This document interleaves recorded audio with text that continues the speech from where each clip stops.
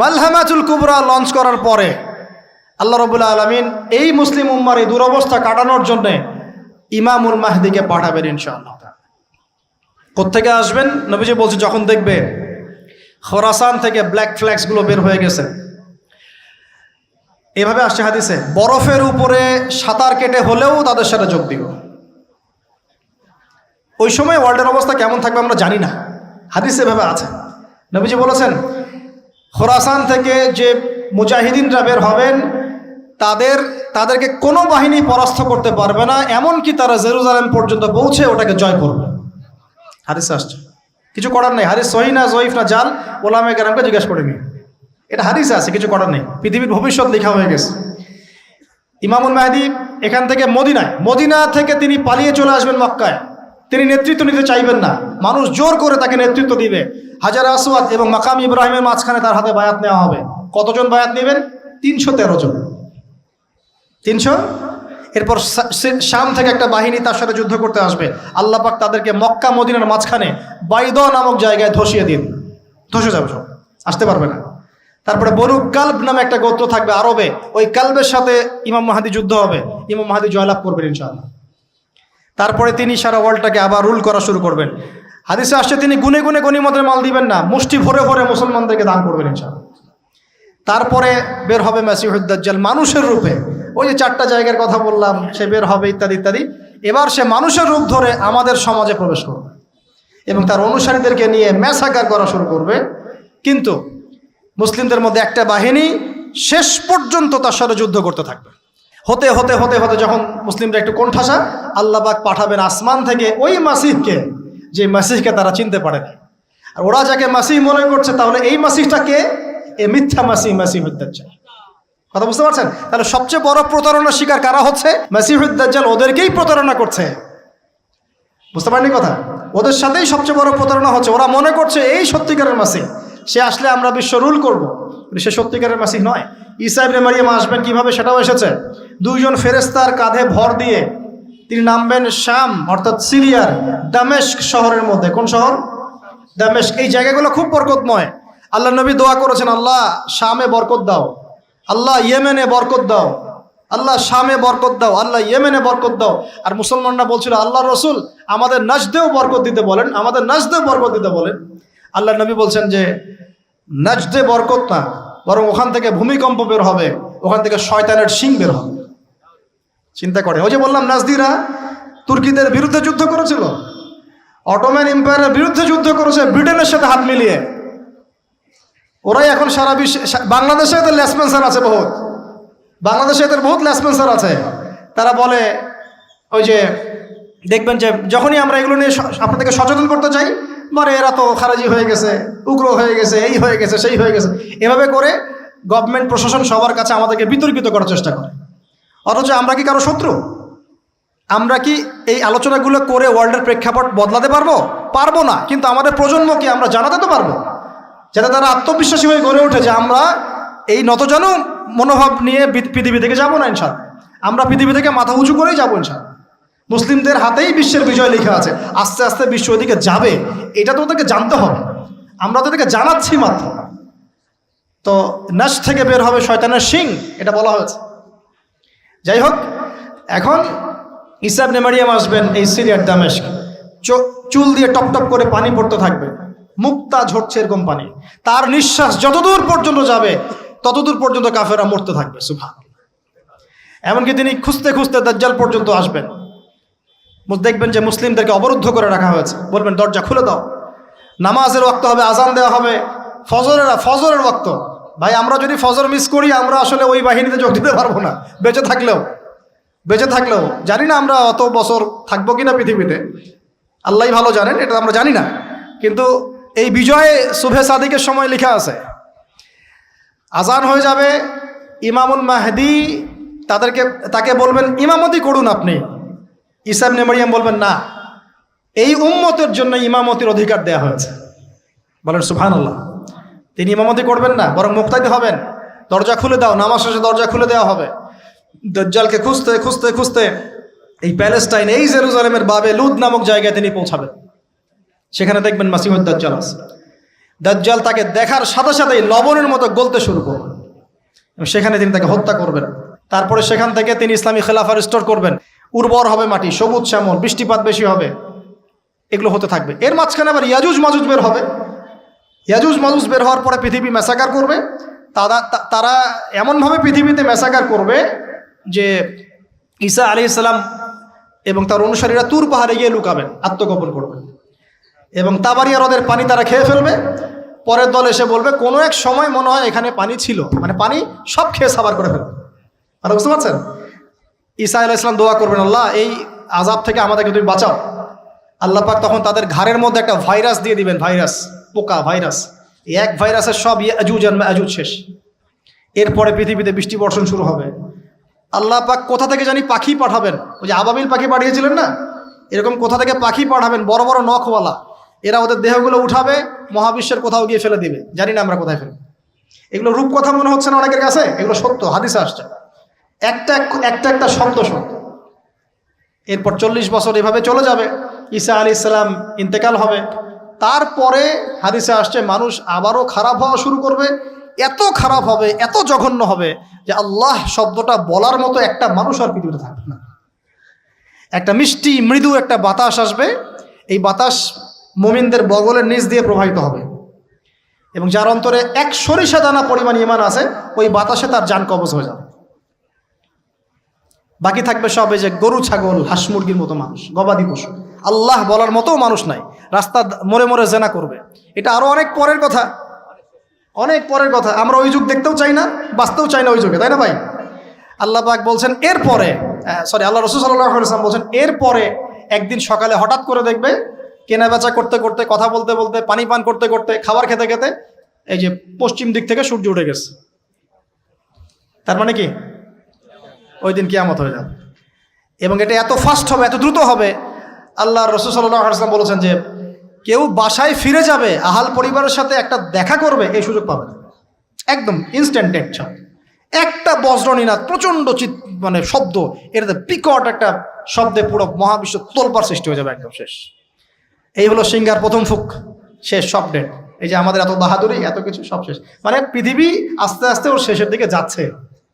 এগুলো ভাই বিশ্বাস করেন, পৃথিবীর সমস্ত সংগঠন, জালেম, কাফের, ফাসেক, মুশরিক, মুনাফিক যা আছে পৃথিবীতে একত্রিত হয়েও এই সত্যটাকে কেউ টলাতে পারবে না।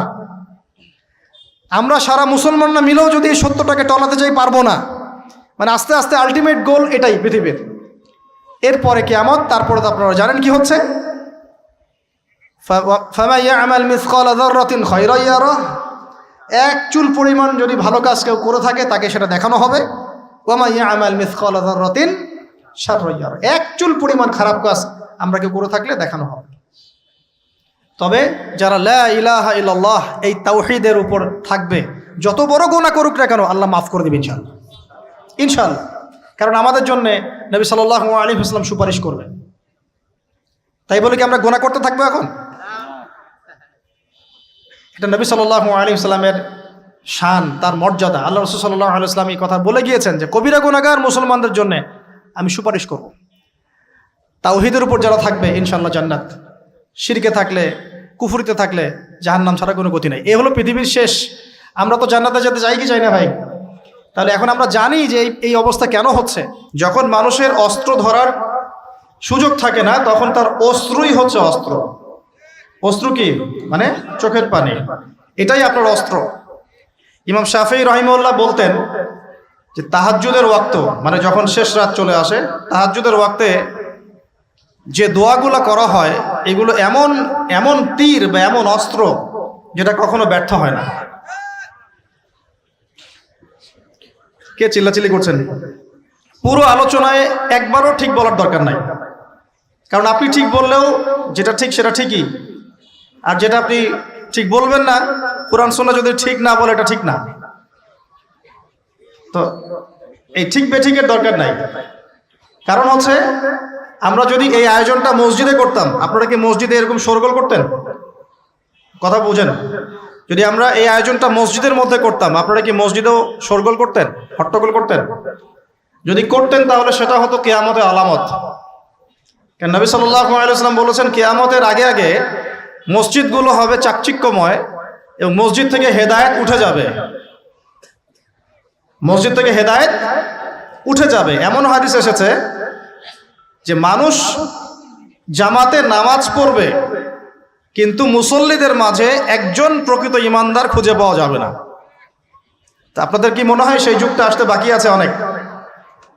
তো মসজিদে যদি শোরগোল হট্টগোল করা হয়, এটা হচ্ছে একটা কিয়ামতের সাইন, যে কিয়ামতের আগে আগে মসজিদের শোরগোল হট্টগোল বেড়ে যাবে। আপনারা কি এটা চান? তো আমরা যদি এই আয়োজনটা মসজিদে করতাম, আপনারা কি চিল্লাচিল্লি করতেন, হট্টগোল করতেন? মনে করেন এখন আমরা একটা মাঠেই বসে আছি, কিন্তু এই মাঠে কোরআন এবং সুন্নাহর কথা হচ্ছে, আমরা কি হট্টগোল করব, শোরগোল করব? আল্লাহ পাক আমাদের সবাইকে কোরআন এবং হাদিসের সামনে আত্মসমর্পণ করার তৌফিক দান করুন। আজকে 5 ওয়াক্ত নামাজ কারা কারা পড়েছেন হাত তোলেন দেখি। মাশাআল্লাহ, হাত নামান। আজকে সারাদিনে সূরা কাহাফ পড়েছেন কতজন?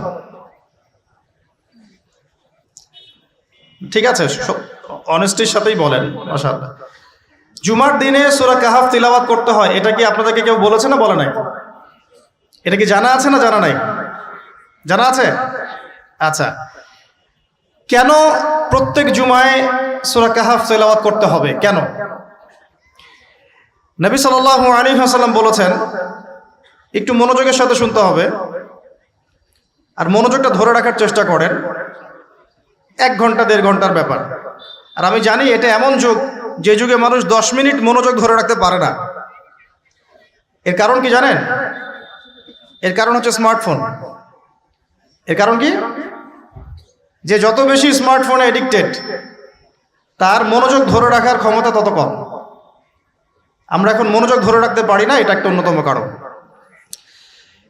তো প্রত্যেক জুমায় নবী সাল্লাল্লাহু আলাইহি ওয়াসাল্লাম সূরাতুল কাহাফ তেলাওয়াত করতে আমাদেরকে উৎসাহিত করছেন। এর পিছনের কারণ হচ্ছে নবী সাল্লাল্লাহু আলাইহি ওয়াসাল্লাম বলেছেন, সূরাতুল কাহাফ যে ব্যক্তি জুমার দিন তেলাওয়াত করবে, এক জুমা থেকে আরেক জুমা পর্যন্ত তার যে জীবন, এই যে হায়াতটা, আল্লাহ পাক এটাকে নূর বা আলো দিয়ে ভরে দিবেন। আলোর কেন দরকার হয়? আলোর দরকার হয় কেন? অন্ধকার থেকে নিজেকে বাঁচানো বা অন্ধকারে পথ দেখা, পথ খুঁজে পাওয়া, এই জন্য তো আলোর প্রয়োজন হয় নাকি? তাহলে আপনার জীবনটাকে আলো দ্বারা ভরে দেওয়া হবে। অর্থাৎ আমরা যে পৃথিবীর জীবনে বসবাস করছি, চারপাশে অনেক অন্ধকার আছে, আছে কি নাই? এই অন্ধকারগুলো কাটিয়ে উঠতে আপনাকে সূরাতুল কাহাফ কাজে দিবে ইনশাআল্লাহ। তো নূর দিয়ে ভরে দেওয়ার অর্থ হচ্ছে আপনার জীবনটাকে আল্লাহ পাক ঈমানের নূর দিয়ে ভরে দিবেন ইনশাআল্লাহ। তো সূরা কাহাফের গুরুত্ব আছে না? আচ্ছা, 2, নবী সাল্লাল্লাহু আলাইহি ওয়াসাল্লাম বলেছেন যে সূরাতুল কাহাফ যে ব্যক্তি জুমার দিনে পড়বে এবং এর কমপক্ষে প্রথম 10টা আয়াত মুখস্থ করবে, তার জীবদ্দশায় যদি মাসিহুদ দাজ্জাল বের হয়, এই দাজ্জাল সেই ব্যক্তির কোনো ক্ষতি করতে পারবে না। খুশি হন নাই? একটু বোঝাই আপনাকে যে এই পৃথিবীতে এখন যতগুলো সমস্যা আছে বা যতগুলো ফিতনা আছে, এগুলোকে যদি একত্রিত করি তবুও দাজ্জালের সমান হবে না। নবী সাল্লাল্লাহু আলাইহি ওয়াসাল্লাম বলেছেন, পৃথিবীতে আদম আলাইহিস সালামকে সৃষ্টি করার পর থেকে কিয়ামত পর্যন্ত মাসিহুদ দাজ্জালের মতো ভয়ঙ্কর কোনো ফিতনা আসে নাই, আসবেও না। আল্লাহর এমন কোনো নবী নেই যেই নবী তার কওমকে দাজ্জাল সম্পর্কে সতর্ক করেন নাই। এমনকি নূহ আলাইহিস সালাম পর্যন্ত তার কওমকে দাজ্জাল সম্পর্কে সতর্ক করেছেন। আর আমি মুহাম্মদ সাল্লাল্লাহু আলাইহি ওয়াসাল্লাম তোমাদেরকে একটা বাক্য বেশি বলছি যা অন্য নবীগণ বলেন নাই, সেটা হলো মাসিহুদ দাজ্জাল এক চোখে অন্ধ হবে, তোমাদের রব আল্লাহ তিনি অন্ধ নন। যে ব্যক্তি জুমার দিনে সূরা কাহাফ তেলাওয়াত করবে এবং সূরা কাহাফের প্রথম 10টা আয়াত কমপক্ষে মুখস্থ করে রাখবে, এর হক আদায় করবে, তার জীবদ্দশায় যদি দাজ্জাল বের হয়, দাজ্জাল তার কোনো ক্ষতি করতে পারবে না।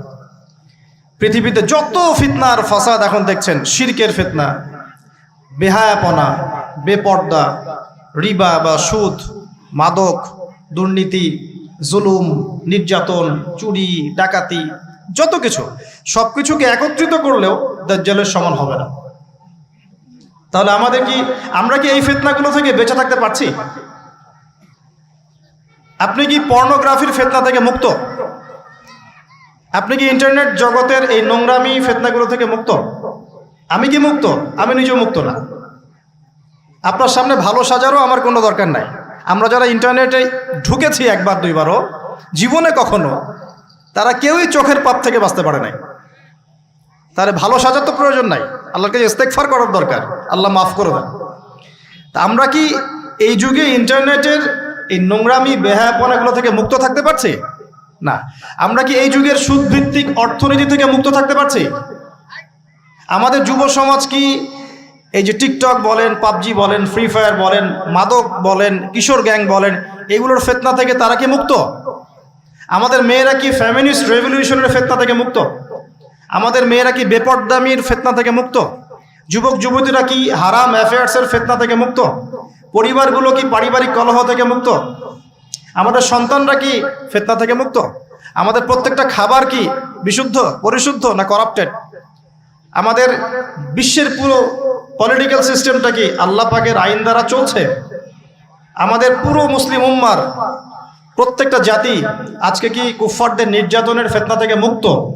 তো আমরা যদি এই ফিতনাগুলো থেকে মুক্ত হতে না পারি, কিভাবে দাজ্জালের ফিতনা থেকে আমরা বাঁচতে পারি? আমি কি বোঝাতে পারছি দাজ্জালের ফিতনা কত বড়? বুঝতে পারছেন? সে যখন বের হবে তখন সে সারা বিশ্বকে শাসন করবে 40 দিন। কতদিন? যার প্রথম দিনটা হবে 1 বছরের সমান, দ্বিতীয় দিনটা হবে 1 মাসের সমান, তৃতীয় দিনটা হবে 1 সপ্তাহের সমান, বাকি দিনগুলো হবে আমাদের দিনের মতো। সত্যি সত্যি কথা কি জানেন যে আমরা এখন চিন্তা করতে ভালোবাসি না, পছন্দ করি না। আমাদের চিন্তা করার সময় কোথায়? আমাদের সকালবেলা ঘুম থেকে উঠে ব্রাশে পেস্ট নিয়ে বাথরুমে যেতে হয়, কারণ আমাদেরকে অফিস ধরতে হবে 8টায় 9টায়, কাউকে স্কুলে কলেজে ইত্যাদি ইত্যাদি। চিন্তার সময় কোথায়? চিন্তা তো করতাম আমরা তাহাজ্জুদের ওয়াক্তে, তাহাজ্জুদের নামাজ পড়ে চুপচাপ বসে চিন্তা করতাম কি হচ্ছে, কি হতে পারে, আমার কি হালত, আমি কি করব, দুনিয়াতে কি করলাম, পরকালে কি উত্তর দিব ইত্যাদি। চিন্তার সময় হচ্ছে ফজরের নামাজের পরে। দেখা যায় 70% মানুষই ওই সময় জাগনা থাকে না, তাই না? চিন্তার সময় কোথায়? সকালবেলা যখন আমরা উঠি শুরু হলো ফার্স্ট লেন অফ লাইফ, মানে রেস, দৌড়ানো। আমরা ঢাকার ফ্লাইওভারের উপর উঠে দেখি মানুষ ছুটছে, খালি ছুটছে। 1 সেকেন্ড কেউ কাউকে ছাড় দিবে না। তখন গাড়ি ড্রাইভ করছে, 1 সেকেন্ড সে যে ছাড় দিবে, একটু দাঁড়াবে, আমরা চলে যাব, সাইড দিবে না, কারণ ও আর প্রতিযোগিতায় আছে কে কার আগে যেতে পারে। কেউ কাউকে ছাড় দেয় না। তো এটা কি কিসের প্রতিযোগিতা? দুনিয়ার। এই ব্যস্ততা কিসের বলেন? দুনিয়ার। এখন এই ব্যস্ততার সময় ঠান্ডা মাথায় চিন্তা করার সময় কোথায়? এই যে আমি বললাম একটা হাদিস, এই হাদিসটা তো চরমভাবে বিশুদ্ধ, যে দাজ্জালের প্রথম দিনটা হবে 1 বছরের সমান। কখনো কি ভেবেছেন যে 1 বছর একটা দিন কিভাবে হতে পারে? 1 বছরের সমান যদি একটা দিনকে হতে হয় বাহ্যিকভাবে, তাহলে তো এই মহাবিশ্বে বড় কিছু হতে হবে, যাতে পৃথিবীর আর্নিক গতি থেমে যাবে বা স্লো হয়ে যাবে। সায়েন্সে পড়েছেন এখানে কেউ কি আছেন? ফিজিক্সে পড়েছেন? ওই যে ভাই, আচ্ছা আপনি বলেন, পৃথিবীর গতি যদি না কমে তাহলে কিভাবে একদিন এত বড় হবে? এটা কি সম্ভব ভাই? সায়েন্সে, উনি সায়েন্সে পড়েছেন, ফিজিক্সে। তাহলে কি মহাবিশ্বে এমন কিছু হতে যাচ্ছে? যদি হয় তাহলে আমাদের এই সাজানো গোছানো দুনিয়ার কি হবে? আরো চিন্তা করি নাকি এর অন্য কোনো ব্যাখ্যা আছে, যে ব্যাখ্যা আমি জানি না? ভাবতে হবে। আমি চাচ্ছি আজকের লেকচারে আপনারা একটা নসিহত দিয়ে বাসায় যান, সেটা হচ্ছে ভাবতে হবে। কি করতে হবে? ভাবতে হবে, চিন্তা করতে হবে। একটু থামেন। এই যে ব্যস্ততার যুগে আপনি ঢুকে গেছি আমরা, সকাল থেকে শুরু করে রাত পর্যন্ত একটাই ফিকির, একটাই চিন্তা, টাকা পয়সা, বাড়ি গাড়ি, স্ত্রী সন্তান, বউ বাচ্চা, আমার ক্যারিয়ার, আমার রিজিক, এই তো। একটু এর মাঝে সময় নেন, আল্লাহকে সময় দেন, নিজের অতীতের পাপগুলোকে নিয়ে ভাবেন। কত বছর আমরা পৃথিবীতে থাকতে পারি? হাইয়েস্ট কত বছর? 100 বছর হাইয়েস্ট। ভাবেন তারপরে কি হবে? আমার পরে আমি কোন প্রজন্ম রেখে যাচ্ছি? ওরা কি আদৌ আমার জন্য রব্বির হামহুমা কামা রব্বায়ানি সগীরা পড়তে পারবে? আমি কি ওকে শিক্ষিত করলাম? আলিফ বাও তো চিনে না আমার ছেলেটা, আমার ছেলে আলিফ বাই চিনে না। এই জেনারেশনের একটা জেনারেশন ছিল আমাদের আগের জেনারেশন, মাশাআল্লাহ। তখন কি হতো, প্রত্যেকটা গ্রামে গ্রামে, শহরে শহরে, স্কুলে কলেজে, বিভিন্ন জায়গায় বাধ্যতামূলক আপনি আরবি পড়তেন। এখন বিশ্বাস করেন তো, আপনি তো বিশ্বাস করেনই, আমি জানি। বিশ্বাস করেন কি যে আপনি এখন আরবি থেকে অনেক দূরে সরে গেছেন? আপনি এই যে পড়াশোনা করেছেন, ওই যে ভাই হাত তুললেন ফিজিক্সে, মিনিমাম 20 বছর, তা আপনি 20 বছরে 20টা সূরা শিখেছেন কি? আমরা আমাদের পরের জেনারেশনকে কোন হালতে রেখে যাচ্ছি, এগুলো কি ভাবতে হবে না, হবে না? আলী ইবনে আবি তালেবের একটা কথা বলি, তাহলে আপনি বুঝবেন। আলী ইবনে আবি তালেবের নাম কি শুনেছেন আপনি? শোনা উচিত ছিল। তারা আপনার আইডল। মেসি নেইমার আপনার আইডল নয়। মেসি নেইমার সৌদি আরবের আইডল। কিসের আইডল? আমাদের আইডল নয়। আমাদের আইডল হচ্ছে মুহাম্মদ সাল্লাল্লাহু আলাইহি ওয়াসাল্লাম, সাহাবায়ে কেরাম, তাবেঈন, ইমামগণ, মুজতাহিদ কেরাম, মুজাহিদ কেরাম। আলী ইবনে আবি তালেব বলতেন যে মানুষ যখন দুনিয়ায় চলাফেরা করে তখন মনে হয় সে ছাড়া দুনিয়াতে আর কিছুই নাই, আর সে এমনভাবে দুনিয়া থেকে চলে যায় মনে হয় সে কখনো দুনিয়ায় ছিলই না। দুটো কথা ভাবেন, ভাবতে হবে। আজকের লেসনটা কি? ভাবতে হবে। তিনি বলছেন মানুষ এমনভাবে দুনিয়ায় চলাফেরা করে মনে হয় সে ছাড়া দুনিয়াতে আর কিচ্ছু নাই। আমাদের চলাফেরা এমন না, দেখেন প্রত্যেকটা অঙ্গনেই, পলিটিক্যাল অঙ্গন, ইকোনমিক অঙ্গন, ধর্মীয় অঙ্গন। পলিটিক্যাল অঙ্গনে একজন নেতার চলাফেরা দেখলে মনে হচ্ছে সে ছাড়া কিছুই নাই দুনিয়াতে। যারা অর্থনৈতিক জীবনে নেতৃত্ব দিচ্ছেন তাদের কাছে মনে হচ্ছে আমরা ছাড়া দুনিয়ার ইকোনমির আর মধ্যে আর কিছুই নাই। আমরা যারা ধর্মতাত্ত্বিকভাবে চলাফেরা করি মনে হয় যে এই হুজুর ছাড়া আর কিছুই নাই দুনিয়াতে। আমার চেয়ে বড় শায়খ আর কে আছে, আমার চেয়ে বড় আর আলেম আর মুফাসসির কে আছে? সমস্যা সবার ভিতরে। শুধু এক শ্রেণীর মানুষকে আপনি টার্গেট করে আঘাত করে কথা বলা যাবে না। দেখতে হবে দূরদর্শিতার সাথে, সমস্যা সবার ভিতরে। এখন দেখেন আমরা দুনিয়াতে চলছি, মনে হচ্ছে যে আমরা ছাড়া আর কিছুই নাই মনে হয়, কিন্তু মানুষ দুনিয়া থেকে চলে গেছে। প্রায় মিলিয়ন, বিলিয়ন, ট্রিলিয়ন মানুষ এখন দুনিয়া থেকে চলে গেছে সূচনা থেকে এই পর্যন্ত। তাদের কোনো খবর আছে? কাদের খবর আছে? যারা এই দুনিয়াতে থাকাকালীন এমন কিছু করে গিয়েছিল যার ফলশ্রুতিতে আল্লাহ পাক তাদেরকে চিরস্মরণীয় করে রেখেছে। আমরা কি আবু বকর সিদ্দিকের নাম শুনে নেই? তার কৃতিত্ব মর্যাদা কি কমে গেছে না বেড়েছে? উমর ইবনুল খাত্তাবের নাম শুনি নাই? পৃথিবীর শেষ পর্যন্ত তার মর্যাদা কি কমে যাবে? উসমান বিন আফফানের নাম শুনেছেন? তার কথা কি আমরা আলোচনা করি না সম্মানের সাথে? আলী রাদিয়াল্লাহু আনহুর কথা বললাম, তার কথা কি আমরা সম্মানের সাথে আলোচনা করি না? করি। তার মানে আমরা আমাদের কীর্তি দিয়ে, ভালো কিছু কাজ দিয়ে এই দুনিয়াতেও অমর থাকতে পারি, আল্লাহর কাছেও সম্মান পেতে পারি। এটাই কি আমাদের জীবনের উদ্দেশ্য হওয়া উচিত না? ভাবতে হবে কিনা? আল্লাহ পাক আমাদেরকে তৌফিক দান করুন। যে পয়েন্ট থেকে আসলাম, কিভাবে সম্ভব বলেন তো একটা দিন এত লম্বা হওয়া? ভাববেন আপনারা, পরের দিন 1 মাসের সমান, তারপরের দিন 1 সপ্তাহ, তারপরের দিন আমাদের মতো। এভাবে কে বিশ্ব শাসন করবে বলেন? দাজ্জাল শব্দের অর্থ হচ্ছে মহামিথ্যাবাদী। কি নাম? মানে যার মিথ্যার উপরে পিএইচডি আছে, মিথ্যার উপরে। আর মাসিহুদ দাজ্জাল সবচেয়ে বড় মিথ্যাবাদী। দাজ্জাল মানে মহা প্রতারক, যে আপনাকে এমন ভাবে প্রতারিত করতে পারে যার খবর হদিস আপনি পাবেন। আমরা আস্তে আস্তে আসতেছি দাজ্জাল এবং তার সাথে বর্তমান সভ্যতার কি সম্পর্ক, এবং সামনে কিভাবে সে বিশ্বটাকে শাসন করতে পারে। সে বিশ্বকে শাসন করবে। এখন আমাকে বলেন, আমার দিকে তাকান, আমাকে বলেন, একজন ব্যক্তি যদি বিশ্বকে শাসন করতে চায় তার অনুসারী লাগবে কি লাগবে না? একা একা একজন ব্যক্তি বিশ্ব শাসন করতে পারে? ও আচ্ছা, দাজ্জাল কি মানুষ না জিন নাকি? দাজ্জাল কে? এটা ফেরেশতা নাকি জিন না মানুষ? কি? এটাও একটা প্রশ্নের বিষয়। কিভাবে? দেখুন, আল্লাহর নবী সাল্লাল্লাহু আলাইহি ওয়াসাল্লাম বলছেন, নূহ আলাইহিস সালামের সময়ও নূহ আলাইহিস সালাম তার কওমকে দাজ্জাল সম্পর্কে সতর্ক করেছেন। তার মানে পৃথিবীর সূচনা থেকে সে পৃথিবীতে ছিল, এবং সে বের হবে শেষ জামানায়, এবং বের হয়ে সে তার অনুসারীদেরকে নিয়ে বিশ্বটাকে শাসন করবে। তার মানে অনেক লম্বা একটা হায়াত সে পেয়েছে।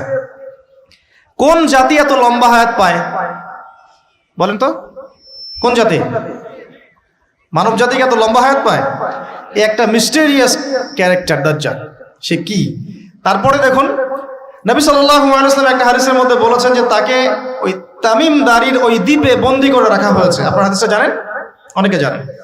দ্বীপে বন্দী থাকা অবস্থায় তাকে সাহাবীরা দেখেছেন অনেক বিশাল আকৃতিতে, ঠিক আছে। এবং সাহাবীদেরকে সে প্রশ্ন করছিল, তামিম দারিকে প্রশ্ন করছিল যে বাইসানের খেজুর বাগানে খেজুর কি ধরে? বলে হ্যাঁ ধরে। সে বলছে অচিরেই আর ধরবে না। তারপরে বলছে তাবারিয়া হ্রদে কি পানি আছে? সাহাবীরা বলছেন আছে।